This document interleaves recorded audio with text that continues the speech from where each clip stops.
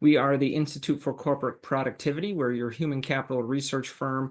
We discover the people practices that drive high performance. Great to have so many of you with us. I recognize many of the names and faces that are introducing themselves over in the chat. If you haven't done so yet, please do so now. I've seen folks from all four corners of the US. I saw Canada, the UK, Singapore. We've got a nice global audience here today. India just popping in as well. Welcome everyone from around the world. Our research at I4CP focuses on what high-performance organizations do differently in their HR and human capital practices than low-performing companies. We define that through revenue growth, market share, profitability, and customer satisfaction, four pretty standard business metrics. And in our research, both quantitative and qualitative, we're always just trying to figure out what are those high-performance companies doing so differently. And that gives us this name, Next Practices, that we have here for Next Practices Weekly. We are a member-based community, a member-based organization at I4CP. You see here just a small sampling of our several hundred member organizations. They range from really big companies like Amazon, Microsoft, 3M, Visa, and many others. We have a guest that we'll be introducing today from one of these logos as well, US Bank. We'll introduce him in just a moment. If you're with a member organization, great to have you with us today. Always love to have members represented on the call. If you're not with a member organization but would like to learn more about what that entails, just reach out to anyone at I4CP or go to i4cp.com, our website, and we can help tell you more about what membership involves. My name is Tom Stone. I'm a senior research analyst here at I4CP, and most weeks I have the pleasure of co-hosting our Next Practices weekly series, so good to be back with everyone. This week, my co-host is my colleague, Mimi Turner, our Vice President of Executive Search. Good morning, Mimi. Good morning, Tom. Good to be with you. You'll be leading the conversation with our guest today in just a minute. And I've got a few other quick announcements and reminders for folks. As the name suggests, this is Next Practices Weekly, so you can see our upcoming events. February 6th, we'll be diving in on a very timely topic, the latest on DE&I. Then February 13th, we'll have two guests from HP, and then a guest coming up on the 20th from Edward Jones. Couple of things research related that I want to remind folks of. We do several major studies a year, usually 5 or 6, and the one that's currently in the field, currently open as a survey, is called Leadership in the Era of Distributed Work. And by distributed work, we don't just mean the obvious where work gets done, hybrid, flexible, remote, in the office. We mean all the ways in which work is distributed across global teams, people from different cultures, and much more. This survey takes about 12 to 15 minutes. It is not specifically on leadership development programs, so I wanted to clarify that. This is on leadership as such, leadership behaviors, leadership competencies, what's really needed from leaders in this new era of distributed work. So I say that because you don't need to be an L&D person to do this survey. We would love everyone on this call to please represent your organizations, participate in this research. If you'd rather hand it to someone who maybe knows the leaders in your organization best, that would be fine too. Just use the link that's been provided over in the chat. We really would love as many participants as possible. Our most recent study that's come out with a full-length report is Workforce Readiness in the Era of AI. We asked a number of questions to update our data on AI from our 2023 study, and also some questions on broader workforce readiness as an update from our 2021 study. Great findings in this report. You can download it using the QR code that's there on the screen, or the links that will be put over in the chat. There's a full report for members and a brief that's available for non-members. I also want to draw attention in a couple of weeks to the webinar that two of my fellow senior research analysts, Catherine Brecken and Amber Burton, who were the leads on this study, they will be leading this webinar on February 12th at 1 p.m. Eastern. So that would be another great way to get introduced to the key findings in addition to downloading the brief or the report. And with that, I'm going to now turn things over to Mimi, who, as I said, is going to facilitate the conversation and introduce our special guest today. Well, thank you, Tom.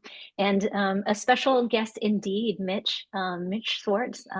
I know you and I have partnered on a number of different things here at I4CP. I'm delighted to have you here today. Mitch Schwartz, you're the Executive Vice President of Global Head of Enterprise Recruiting at US Bank.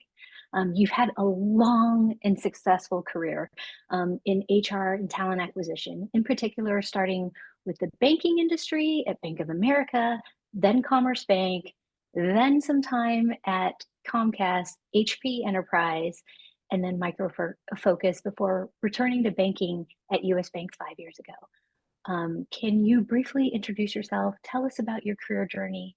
I'd love to hear more. Yeah, for sure. It's good to see you, Mimi. Good morning and good afternoon or evening for some of the folks globally. Seeing some names pop up in the chat, some familiar faces. So great to see everybody out there. Well, I mean, you kind of did my bio a little bit, Mimi, but I think for many of us, I fell into HR and talent acquisition kind of by chance, like many of us do. And I'm a proud Terrapin, so University of Maryland graduate, undergraduate, did my graduate degree coming out of school while working for a small bank that ultimately became part of Bank of America. So I started my career really as a bank manager, kind of on the sales management side. And eventually, as you said, you kind of went through my journey through different companies, plenty of M&A, some spinoffs along the way, which was the Hewlett Packard Enterprise, the Micro Focus. I ebbed and flowed a little bit along the way in HR. So I did a couple stints as HR business partners, but always intentionally focused on areas that had a heavy talent acquisition focus. And I always found my way back to talent acquisition. That's always where my passion is and where I found my way. And as you said, my journey's kind of gone full circle because I started in banking, found my way out to communications and tech. And eventually, coming back into banking, having that technology experience has definitely been helpful. And here at US Bank, the way I think about it is anything that touches kind of the front end of the talent funnel. So for hiring, that's everything from intern to our managing committee that reports to our CEO. We also have third-party labor that I know we'll touch on probably a little bit later in the conversation. And then as you can see, really the different aspects that hit talent acquisition, or we call global enterprise recruiting. So things like talent attraction, some operations, compliance, audit, and everything else that hits our way. So that's the quick journey. Yeah, that sounds like a lot of fun. And so I know your role also encompasses other areas that we don't just see listed here. Can you tell me a little more about, some of the onboarding stuff? Yeah, I mean, yeah. So, and I also say, like, I'm coming up on 4 years here at US Bank, and the evolution, like actually in about a week and a half will be 4 years, and the evolution, has been kind of rapid and quick. We, like about 2 years ago, the third-party labor, we call it external workforce solutions, came over into my world from procurement. That was an intentional talent play. I know it's a little bit unique. There's probably, there's a handful of companies I know, peers that have that in their realm as well. But from an onboarding standpoint, really think about it like we play a partner role, right? We're doing the hiring and then the handoff and connections over. We do have an onboarding team. We play different roles, whether it's in the early career kind of hiring, whether it's in the professional level hiring or up to our executive hiring, kind of where our touch points are along the way. Okay, excellent. Mitch, so we've learned a little bit about you. I'd love to hear a little bit about US Bank. Can you tell us and briefly describe what US Bank does? Describe it, US Bank as a company. We'd love to get a sense of what it feels like. Yeah, no, I would love to. It's been a monumental week here for US Bank. So if you don't catch up on banking news, we named a new CEO this week, Gunjan Kedia. So that picture in the middle, that's Andy, our retiring CEO. This was an intentional couple of years in the making succession play. Gunjan's an incredible leader. We're excited for her to take the realm in April and the next couple of months to transition. But as you can see in the slide, US Bank's headquartered in Minneapolis. So I split my time. I'm here in Minneapolis, where we're headquartered today. I kind of go back and forth. I'm originally from the New Jersey, Philadelphia area, so go Eagles. That was going to be the walk-up music, but I got turned down. So there wasn't any Fly Eagles Fly, just in case globally you're not aware, Super Bowl week. We are the 5th largest bank in the US. We have a global presence in 9 countries in Europe. We do a lot of third-party labor, globally from India, you name it, different countries. And we have, over 70,000 employees, 7 billion plus in revenue. Just maybe for a quick context, we're organized, on 3 big business groups, right? So Traditionally, for those in about 26 of our states, you see our branches out there. So we have US Bank branches, primarily in the Midwest out to the west. But we also have a national footprint through some of our partnerships. So we do partnerships with companies like State Farm Insurance, with Edward Jones, where you could get US Bank products in our partner organizations. We also have a really extensive payment services business. So that's kind of our credit card business, and a lot of work from a brand standpoint. Some may know it as Elevon. So when you're swiping your credit card, it may show up as an Elevon machine. And then the third big area is our wealth, corporate and commercial banking and institutional banking group. So pretty traditional from a wealth management and commercial banking clients. And, what we think about just from a US Bank standpoint, think about from like an EVP, what makes us thrive. We're really focused in the work we do in our community. We know we impact every day, our community. Our customers are front and center in everything we do. And then from our employees, right, we value kind of the inclusivity of all of our employees, and really focus on creating a culture that allows our employees to thrive and have successful careers with us. That's a quick overview.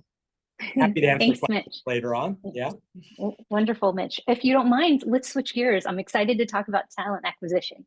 You shared with us a little bit about your impact on your community and then your employees. Let's talk about recruiting development. And the TA, recruiting team that you lead. As we begin the new year, how are you building TA capabilities to improve hiring outcomes and adapt to changing needs? Yeah, so Mimi, big question. And it's been probably front and center as an intentional focus since I joined 4 years ago. And the recruiting function or talent acquisition function at US Bank had been on quite a journey prior to our new CHRO coming a few months before me, and then myself being hired. We were kind of embedded in the HR function through our HR business partners. We were kind of a little bit in the business. We were centralized at one point, or decentralized, then got centralized. So as we really thought about building up the talent acquisition function, really started with making sure, having a strong leadership team in place. And, just for context, the size and kind of scope of the organization, about 220 plus or minus employees, across the country, as well as in some of our European countries. And we have, we're kind of organized by recruiting delivery that supports those lines of businesses that you saw previously, as well as all of our, we call them enabling functions, but corporate functions. In banking, think about risk and legal and compliance and audit, besides finance, HR, and some of the other traditional functions. And, and then we also have, teams that are like mini COEs. So we have an executive recruiting function, sourcing function, the third-party labor I mentioned, talent attraction, and our early careers. So within all of that, we've been really intentional as a leadership team, to really think about, and everybody's kind of in a different place, I think, when we talk to talent acquisition leaders, in thinking about how do we transition to be truly an advisory kind of organization, consulting organization. So over the last couple of years as a leadership team, we've done everything from, making sure we built success profiles. What does it look like to be a high-performing manager? What does it look like to be a high-performing recruiter? Hosted some sessions in person for our managers, virtually for others. And about a year ago, so we implemented, I guess it was last April, a learning platform. If you're not familiar with it, it's called Social Talent. I'm not being paid to do their commercial, but it's been an impactful platform for us. So we're about 9 months in, and as we think about 2025, we really kind of double down in how our team leverages the Social Talent platform. So in other words, there's a whole bunch of skills that we ask our team members, to have, to develop. They're all varying parts in their journey as far as their capabilities and their proficiency. And what Social Talent does is really hone in on those skills, but in a recruiting kind of centric language, right? So if we talk about influencing skills, it's really about, okay, how does a recruiter influence a hiring manager to get to the right outcome? How does a sourcer influence a candidate to get them to actually go into an application process and so on? So real kind of life situations. And then we kind of have a playbook for our recruiting managers through our learning partners to really reinforce that skill development they're doing. So it's been a game changer for us. It's really, such positive feedback from our team in the intentionality. So just from an employee engagement standpoint, but also in just thinking, how do we evolve the functions? To your question, Mimi, how do we go from the basics of thinking about a requisition intake session to a true strategy session, and just kind of changing the language, changing our approach in how we do talent acquisition, how we do recruiting. So yeah, that sounds hopefully that makes wonderful. some sense. Yeah, it does, Mitch. Great journey. Thanks for the overview. I have so many topics I want to touch. So I'm going to switch gears for those of you, on the call. Please, put your questions in the chat. Love the interaction there. So I've heard you mention this several times on this call already. Contingent labor pools, third-party labor. How does third-party labor fit into TA at US Bank?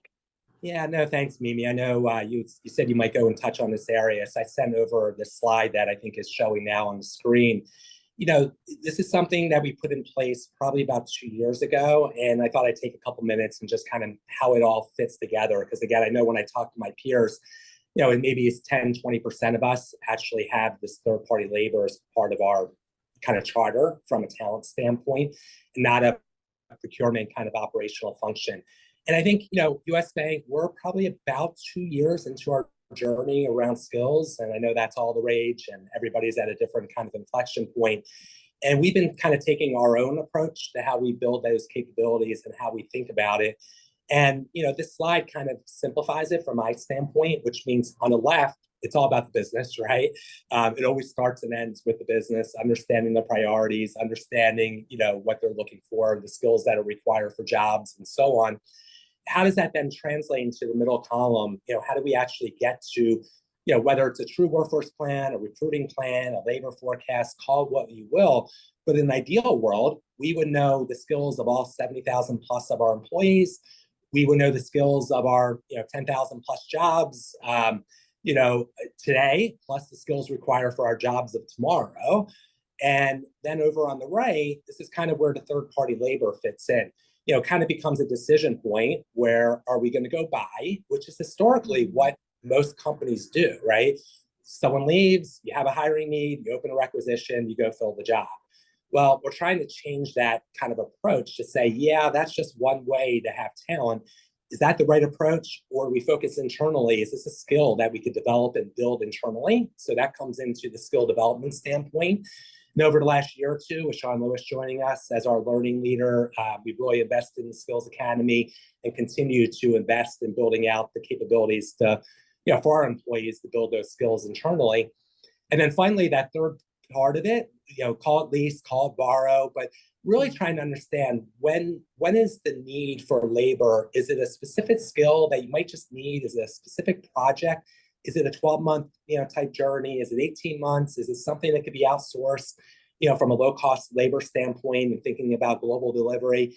And that's really the third-party labor that's come into our organization. And Liz Fink on my team, as one of our leaders, is really kind of taking it and really thinking about it from, how do we move it from what was an operational function sitting in our procurement organization over to be a true talent play for the organization?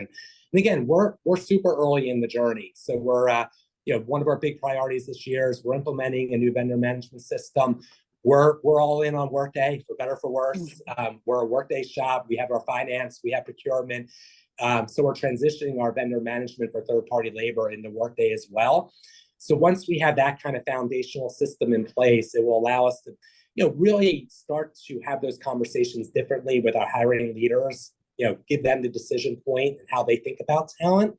As well as our team and so on from a third-party labor. So, and again, I think, who knows how the world's going to continue to evolve, but whether it's through gigs, through, giving folks opportunities, part-time, we know the workforce is continuing to evolve, and what it looks like today, what it's going to look like in 5 years.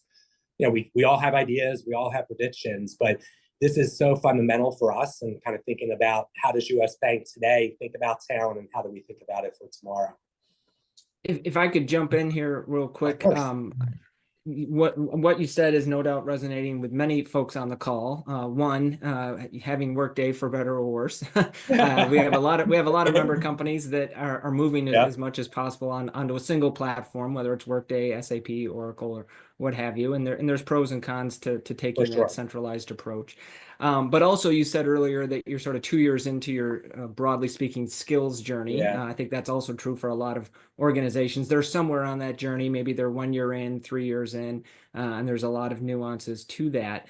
I was curious, you walked through the buy, the build, the borrow, or lease, as you say here. Can you say a little bit more about what's in the bottom right, the skills surplus? Because I see, obviously, if there's a skills surplus, a labor surplus, the last bullet makes sense in some cases, right size, optimize the labor pool, but revenue opportunity, I'm curious what that would mean. Yeah, and I think that's kind of the evolution, Tom, probably more than anything else. I think where we probably have done much more in the right sizing and optimization of skills, is probably more in our technology and operations space, but especially in technology, which you would expect, right, from engineers and software and so on. Mm-hmm.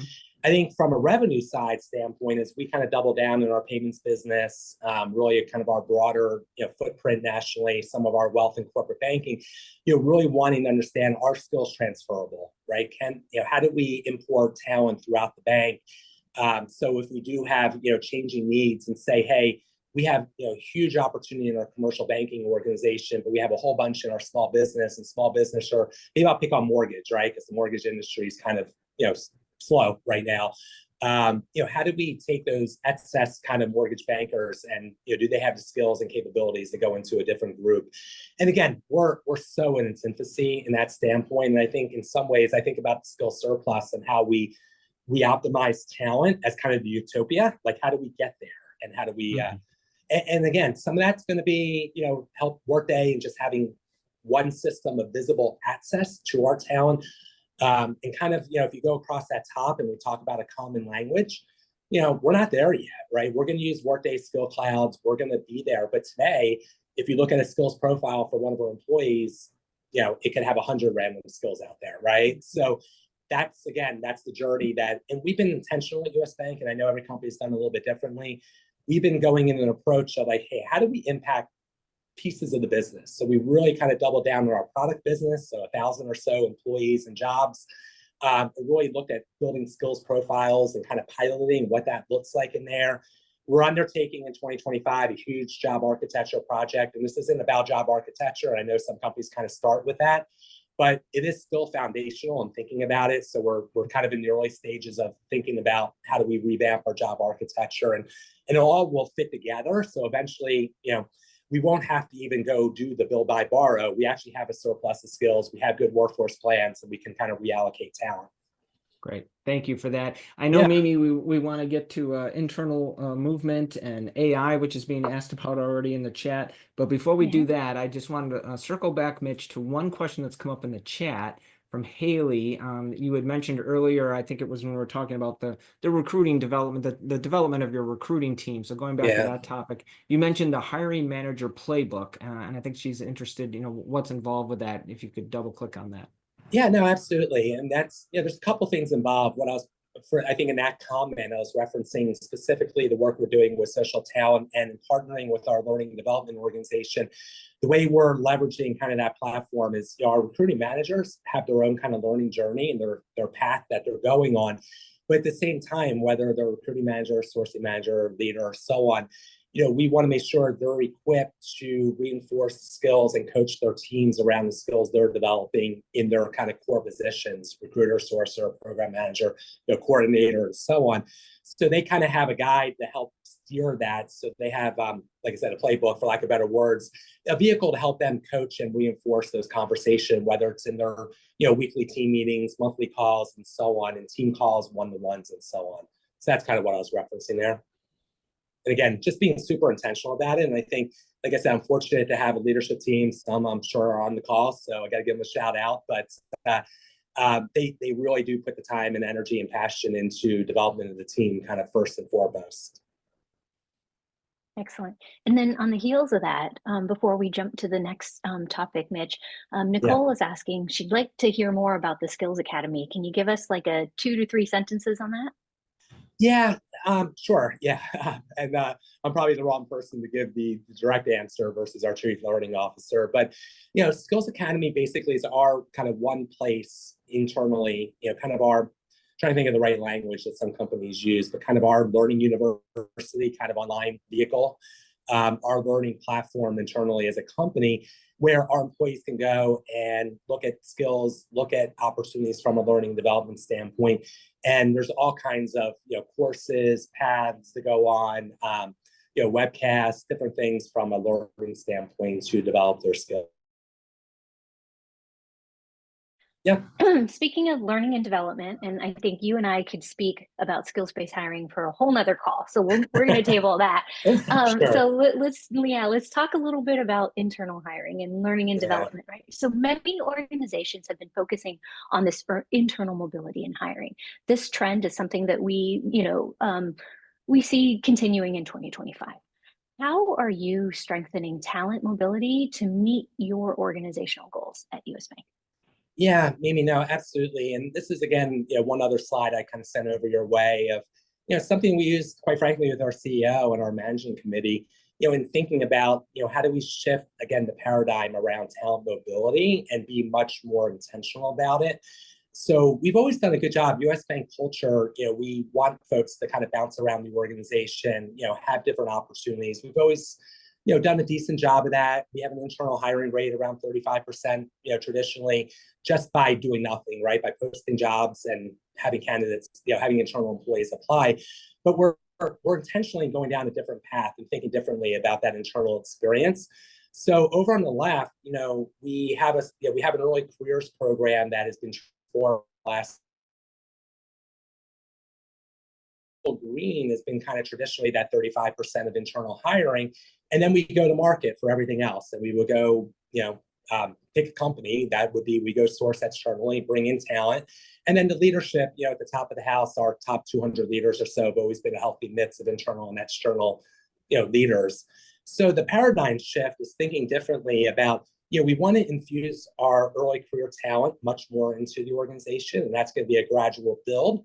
And then we really want to change the narrative around, flipping that 35, say 40% internal to 60%, pick a number, right, internal, and less focus on the external hire. So you take that internal early career talent, you then can move them around the organization. And again, through that skill development, be able to kind of position the skills. And there's really two real big initiatives that we've really, at the front of my objectives and our team's objectives. And first and foremost, we're doubling down on the experience of our internal candidate experience. So for US Bank, traditionally, employees would apply, they would, either get the job, not get the job. They might hear why they didn't get the job. They might get feedback from their hiring manager, from the hiring manager. So we are really focused on that experience and trying to ensure that our employees actually understand, get communication along the way, understand why they might not have been selected and what could be next for them. My dream state is, to get to a point where employees, the two managers are talking to each other, the hiring manager, the employee's current manager. The hiring manager can identify, hey, this employee did not get the job because of these skills that need development. Mm-hmm. Their current manager puts them on their development plan and works with our skills academy, and they get the development they need to grow those skills. So again, that's the journey to go on. And then the second piece, though, is a big culture shift. For US Bank, and I think as I talk to peers, at most companies, we are sourcing our own employees. Again, seems like a logical statement to say, but in most companies and at US Bank prior to June of last year, we did not do that. So in other words, you could apply for a job. If we did a search externally on LinkedIn and we saw someone from US Bank, great, we just ignore them, right? Because we're not calling our own employees. So through this kind of slide, through just a conversation of understanding why aren't we calling our own people when our competitors are, kind of a logical thought, right? Kind of resonated with our leadership team. And we've been kind of, throughout our organization, kind of infiltrating the opportunity for our recruiters, to go call our own employees for those opportunities. I mean, we have some guardrails, we have some process around it. So we don't just take 5 people from one team, and all of that. But that is us kind of playing a proactive role to say, hey, we know this employee sitting in, again, I'll use the mortgage banking example, has these skills that are translatable to this job in commercial banking. and they might not be aware there's that job opportunity out there. Let's give them a call, see if they'd be interested in talking about it. No different than we would with an external candidate. So it's a huge mind shift. It's a paradigm shift internally, paradigm shift for our recruiters and our sourcers. And again, we're very still early in the journey, but that's literally at the top of our objectives for 2025. Wonderful. Thanks, Mitch. So can you tell us and share with us who owns talent mobility at US Bank? And are there other areas of HR involved? Because as you can imagine, it takes a village to do this type of work.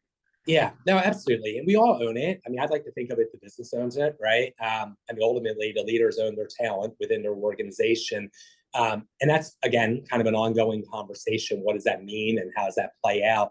Internally within HR, the way we're organized, we collaborate and partner super closely with our HR partners. So we have a separate learning and development organization I mentioned, a separate kind of talent and culture organization that focuses on culture as well as kind of our leadership development and kind of true succession planning at the top of the house. And then we have HR, well, we call them talent consultants, versus business partners. Again, intentional nomenclature. And, and again, it's that close collaborative partnership because as you said, Mimi, we can't do it alone, right? We need kind of that collaboration across our partners and ultimately then the support of our business leaders to really bring it to life and make it happen. Mm-hmm. Wonderful. And Mitch, I think I'm looking at some of the notes in the chat. So somebody just mentioned technology, right? So what technology is involved? What can you share with us to help those on the call? Yeah, I mean, I guess we have two kind of primary platforms. I mean, first I mentioned, Workday. So we, again, we're not fully there yet with Workday Skills Cloud, but we're a Workday shop. We have, we use talent profiles. Does everybody have a talent profile built? No, but again, that's the journey we're on. So that's kind of our platform from a Workday standpoint. Then you add on top of it from a recruiting standpoint, we've implemented Phenom, which is again kind of another kind of software platform that's out there to kind of bolt on. So it helps us kind of power our career site, helps us power our kind of candidate relationship management system or our CRM. And I'm sure we'll talk about, because I saw some of the chat questions coming in about AI and other factors in technology, but we're using that really from an automation standpoint at this point. And so we use both platforms to be able to, tag candidates, be able to identify talent pools, and really to be able to build the pipelines in that standpoint. One quick follow-up on the tech side. You said Workday for Skills Cloud and hopefully getting more and more employees to fill out their skill profiles. Do you anticipate also standing up the Career Hub, the internal talent marketplace functionality from Workday? Yes. Yeah, the short answer is yes. We actually have been kind of doing things like that, kind of a slow roll. So we have Manager Hub, we have different things kind of set up at this point. And again, we've been kind of taking this intentional approach, and again, it works best for our culture at US Bank. It's not a big bang. It's not a huge, here now, go check this out, go build your skills profile because you're going to go get all this benefit. But that incremental, go discover it, go learn it, go see it, and go use it. And then hopefully, continue to build off of it approach, more organic at this point, versus kind of a big bang approach. But yeah, that's exactly it, Tom. Tom, I love this comment from Linda. She says, a former senior leader where I used to work, used to call employees being contacted about potential opportunities sanctioned poaching. Yeah. And I think, some of the things that, we talk about here at I4CP is this is a cultural thing that would need to change if you're going to be successful in internal mobility for your organization.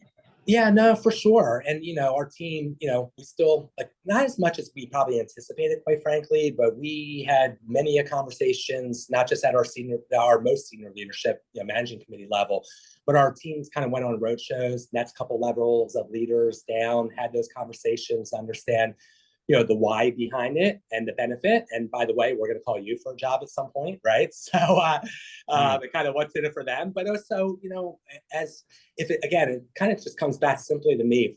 Others are doing it externally. Why aren't we doing it internally?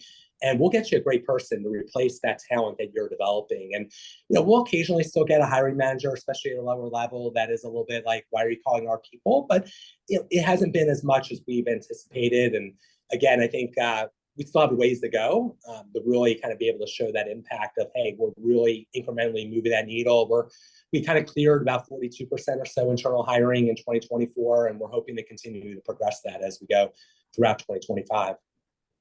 Wonderful. So, Mitch, I would like to springboard off of this technology kind of discussion, because AI is one of those topics that I absolutely love. Yeah.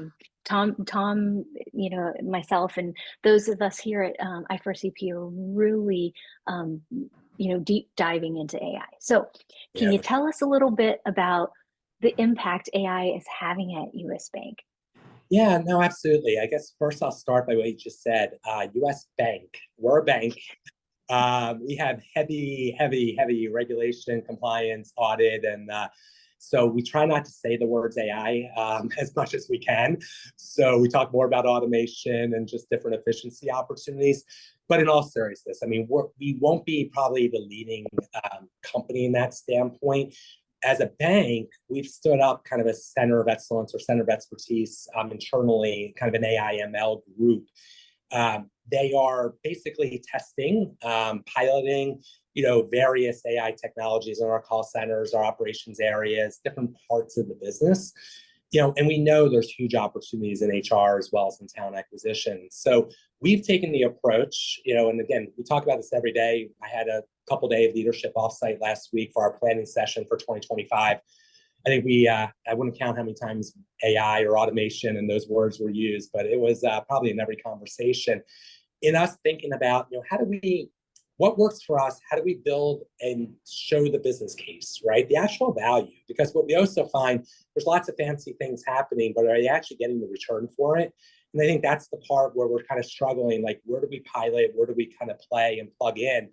And the approach we've taken so far is leveraging our vendor partners, right? So Phenom has AI built into it, right? And we go through model risk governance at the bank in different areas. We don't use it to make hiring decisions, so that's always our disclaimer. But we do use it to kind of look at skills fit scores. We use the automation piece to help us do interview scheduling. So we have an automated interview scheduling approach. We do testing, different pieces, leveraging the technology. You could argue how much of that's AI versus automation or ML or anything else. But that's how we're doing it. We know LinkedIn, whether it's just their in-mails, uses AI, and they're going all in later in the year, on their products from an AI standpoint. So that's the approach we've been taking right now. Is like, hey, let's go down that road. At the same point, we're curious about, like, okay, where do we get the efficiencies and effectiveness and things like Copilot, different automations, and integrations that are possible. But again, I think we're probably going to be a little slower to the journey on it, probably than others, right? So I think that's that's kind of the approach we're taking right now, Mimi. Kind of like we're playing, we're curious, and we're like, where do we find where we really have an opportunity to show a return that is then meets our kind of regulatory compliance and audit friends here at the bank. So happy to expand on that, and I don't know, like I said, I'm sure there's more questions in the chat too on it. And Mitch, we here at I4CP love priorities and predictions. I am not going to hold you to this, but if you look at 2025, what would be one area where you would probably double down in this technology? Yeah, no, absolutely. So what I would say so I'll back up. I mean, I would say last year we doubled down really in probably the tasks that like a recruiting coordinator would do traditionally. So we really only have a couple of recruiting coordinators that help us with complex like immigration, maybe some executive hiring, but otherwise all of our interview scheduling is automated. Our candidate experience through texting and everything else is kind of all there. So we kind of focused initially on, where do we drive efficiencies and effectiveness and the experience kind of at that coordinator level. And now, 2025 is more about how do we do it at the recruiter level. And, I don't know if my product partner was on the call with me, she knows I would say Copilot, but and really just thinking about, if you think about what a recruiter does, and, again, I'm not speaking out of turn because LinkedIn's been advertising and everything else, but think about where a recruiter spends all their time and where you want them spending all their time. So whether there's so much time spent up front on screening, there's so much time, typing away interview notes and then figuring out how to summarize them for hiring managers, how to do the right searches in LinkedIn and so on for candidates, the more that AI helps us automate some of that and allow our team to really have the conversations where they add value with candidates and hiring managers, that's where we're going in 2025. And how far we go, it's only January. So let's see how 2025 plays out. But it's front and center. Like I said, we had a really in-depth planning session last week with our product team, and really trying to build out that journey.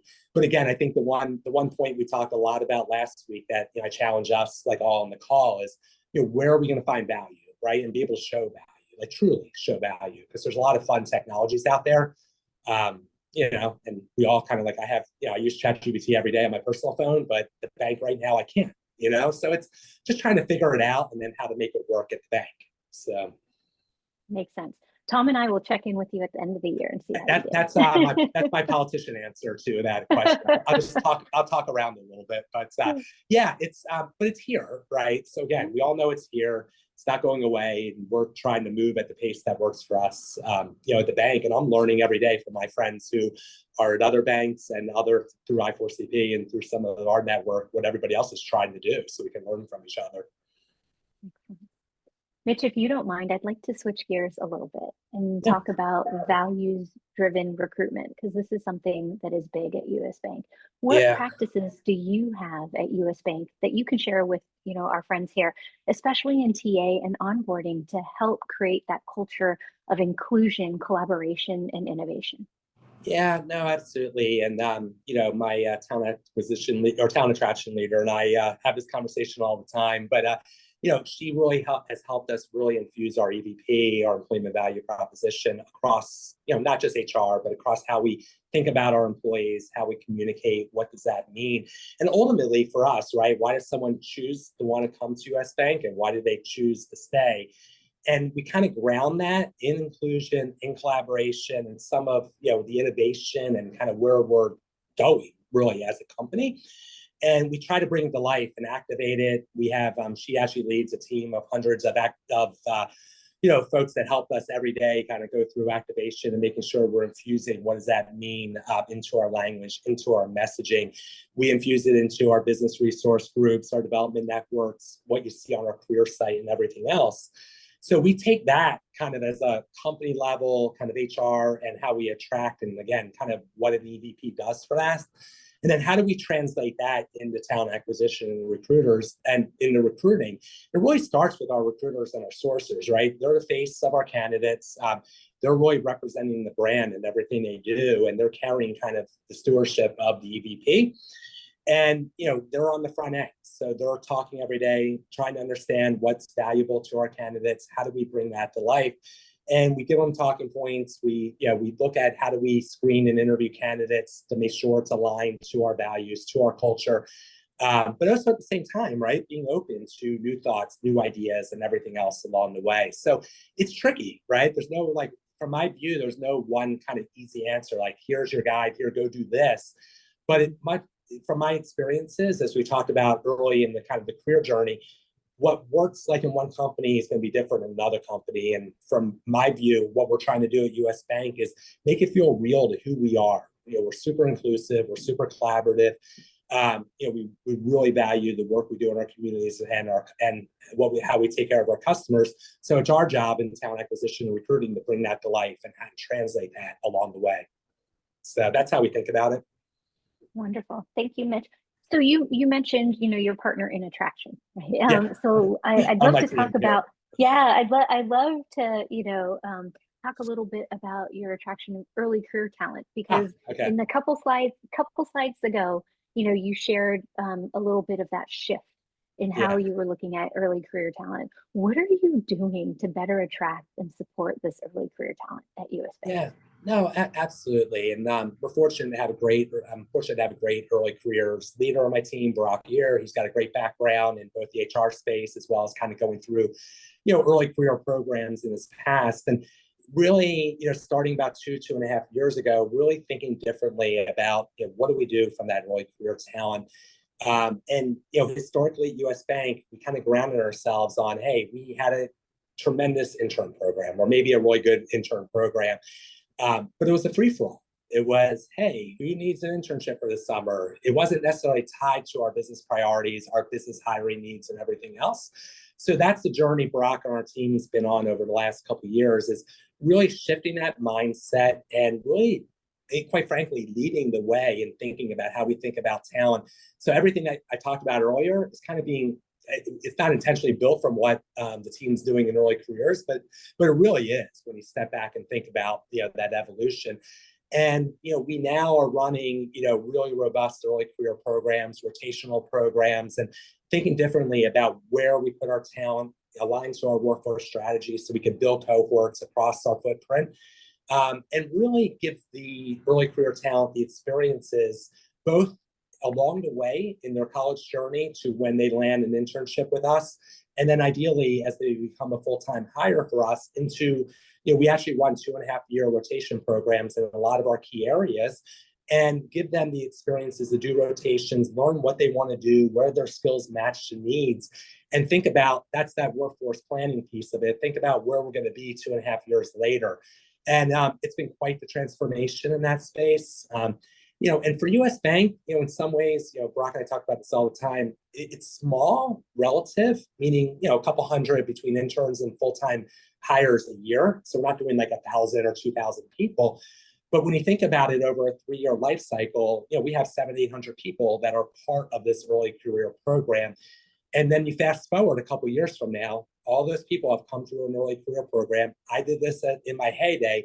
They're the future ambassadors, right? They're going to be the ones that are going to be the hiring managers, the ones that are going to be training future rotation programs. So today, it's also new. It's being, it's running and being built at the same time, where in the future, it'll be very much, those folks went through this program, they're going to help shepherd the next 2.5 years, and then the next 2.5 years after that. So really, really important. It's why we call it out on that funnel slide that I shared. It's a small sliver, but super significant and super important to the future really of talent at the bank.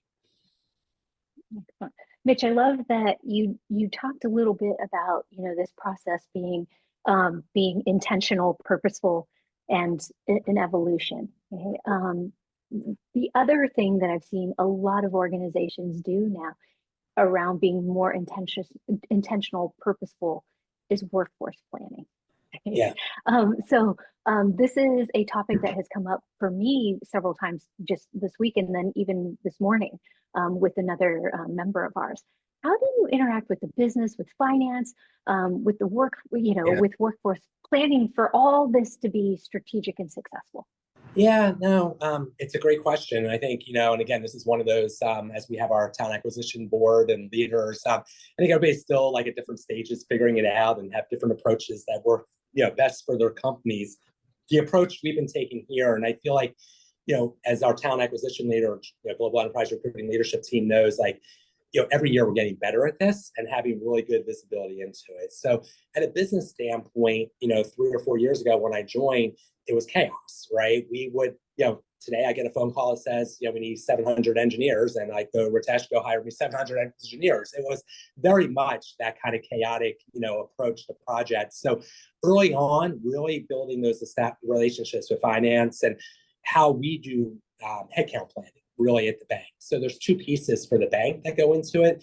It's, what's our headcount plan? So where do we see growth in pieces of the business or lines of business or functions? Where do we see shrinkage, right? That's that surplus of talent. And then also, where do we see investment? So what projects are coming at us? What's been approved? What's in the pipeline?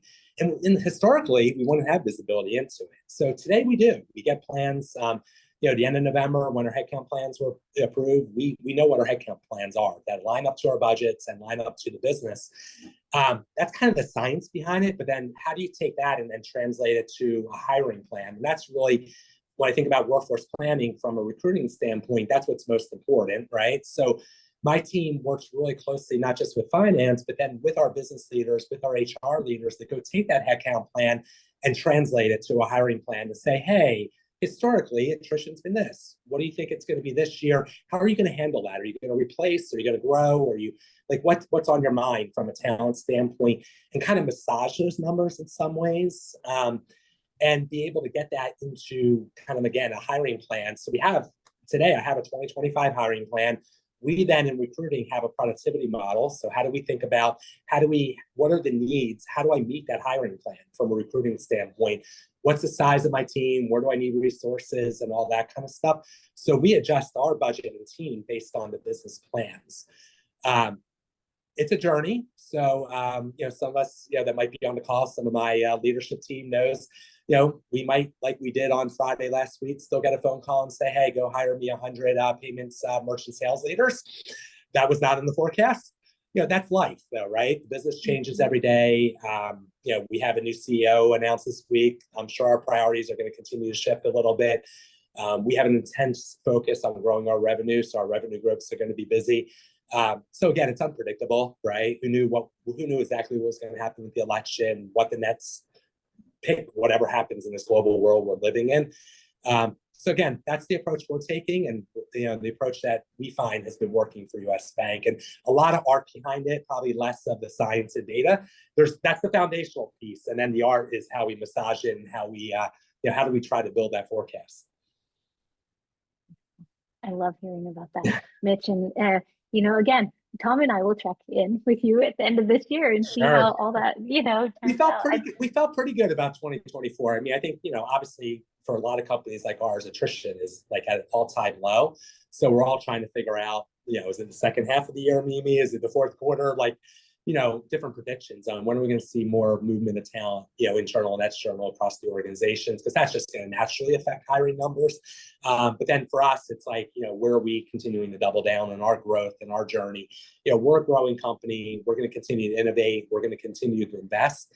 It's just how do we choose to do that, and how do we prioritize how to do that? Mimi, if I could jump in, there have been a few good questions that have come in the chat, and I want to get those in before we run out of time. On this last topic of workforce planning, Shelby asked a couple of sort of tactical questions. Do you have a tool that you use for translating the headcount plan to actual talent hiring plans? Can I say Excel? I was going to say, maybe it's Excel. That's a perfectly good answer. Just saying. Yeah, that's fair. Reality. I will say, though, the caveat that I will add to it's going to be like, again, I'm only one piece of the puzzle, but as we've gone all into Workday, we actually, our Workday financials moved over to Workday about a year ago. Right. So it's going to be a really interesting journey as our third-party labor gets built in that, and how that all comes together in Workday, and kind of how we continue to leverage that. But today it's itself. Yeah. And then the other technical question Shelby had, what is your routine, time-wise to review with finance? Is it monthly, quarterly? How often? Yeah, we basically have refreshed quarterly is the approach we've taken. Yeah. Typically, at the bank, we go through we basically do monthly reforecasting at the bank, but we don't see enough movement that if we see something dramatic on a quarterly basis, our finance partners will give us a heads up. But otherwise, we're on a quarterly basis going back to basically do that rear view look. Okay, what actually happened versus what do we think happened, and then trying to adjust if we need to for the rrest of the year. Are we trending up, down? Where are we? Right. So it's been important. A little bit ago, Nicole, back on the topic would have come up during our discussion of internal mobility, the culture and mindset shifts that are needed. Nicole had asked, what are you doing? And she was also asking others on the call to share in chat to recognize your top managers who really have leaned into developing their talent as opposed to being what are often called talent hoarders. I'm also curious about that because we've done multiple studies now that have shown both in 2021 and then the workforce readiness in the era of AI study that I mentioned earlier, 2024. And it's only about 10 to 15% of our survey participants say that their leaders are particularly good at recognizing, and incentivizing leaders to develop talent as opposed to holding onto it so tightly. The intentional step we took, and again, this is US Bank culture thing. So we have a people leader goal that is sent from our top of the house to all 10,000 plus people leaders in the company, and we have specific language that we've captured in there that talks about it being an exporter of talent, a developer of talent. That's the language behind it, right? We don't do anything more formal today to incentivize, to call out, to recognize. That's probably phase 2, 3 in our kind of evolution, and kind of how we think about it and how we can influence. So, Wonderful. yeah. Well, Mitch, this has been such a wonderful discussion. Thank you so Thank much you. for sharing so transparently. Of course. I bet those on the call are also walking away with new ideas of some of the things that they can do. Yeah, no, absolutely. My pleasure, Mimi. I think, those that I know that are on the call that I know personally, but feel free to connect with me on LinkedIn. And if you have questions or want to just chat, hit me up, and happy to have those conversations. Great. Well, I want to thank you as well, Mitch. You're getting a lot of thanks, both verbally and through emojis and so on here in the platform. So great insights shared today. By means of closing, I want to give Mimi, I want to give you a chance. Your role at I4CP is as head of executive search. Can you just briefly describe what that function is for those that maybe aren't familiar? Sounds good. Thank you, Tom. Yes, our executive search function is exactly just that. It is our way of helping, top organizations find their next human capital leader.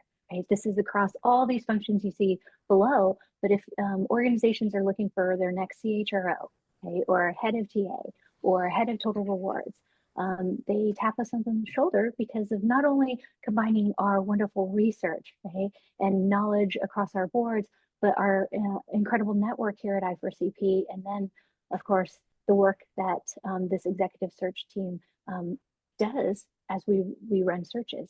If anybody's interested, please reach out. Happy to have a conversation. Great. Yeah, thanks for that. I know it's an area of I4CP's sort of portfolio of offerings that I think many, even members, maybe aren't familiar with. So I'm glad you could give us those highlights of it. And as you said, please reach out if it could be of use at your organization. And it doesn't have to be only member organizations. This is an area of I4CP that you can be a member or a non-member in our community. So.